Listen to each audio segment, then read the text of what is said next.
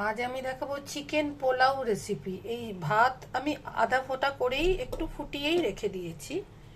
এইবার কড়াইতে আমি তেল দিয়েছি। তেলটা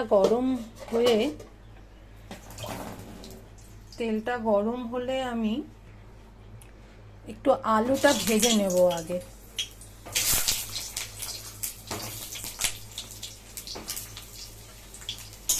আলুটা একটু ভেজে নিয়ে আমি পেঁয়াজ কুচিটা দিচ্ছি।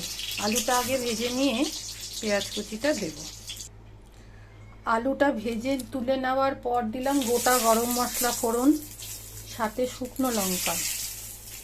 শুকনো লঙ্কাটা একটু ভাজা ভাজা করে নিয়ে, শুকনো লঙ্কা গোটা গরম মশলাটা একটু ভেজে নিয়ে আমি তাতে দিয়ে দিচ্ছি পেঁয়াজ কুচি।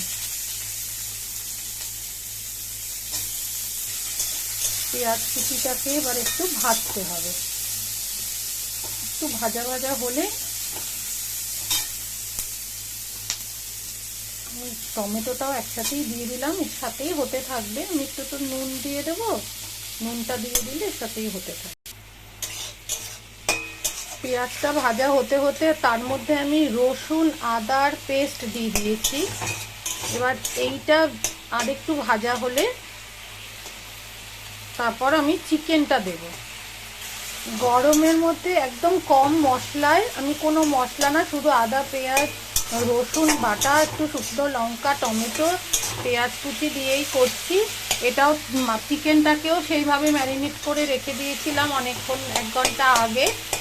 হ্যাঁ, আমি কিছু মশলা দেব না, আমি একটুখানি গরম মশলা দেব, যেহেতু পোলাও হবে একটু গরম মশলা দেব আর গোলমরিচের গুঁড়োটা দেব।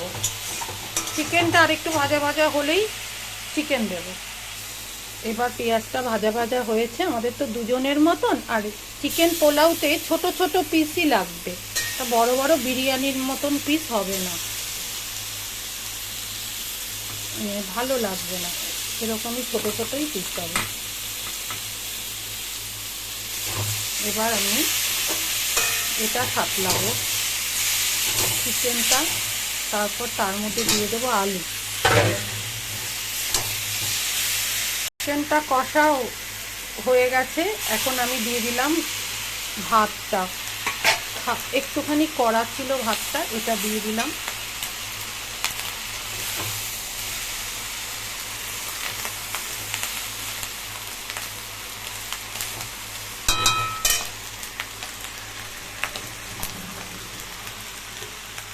এতে আমি এখন কি করব, চিকেনটা তো কষা হয়ে গেছে, আমি এখন একটু গরম জল দিয়ে দিলাম।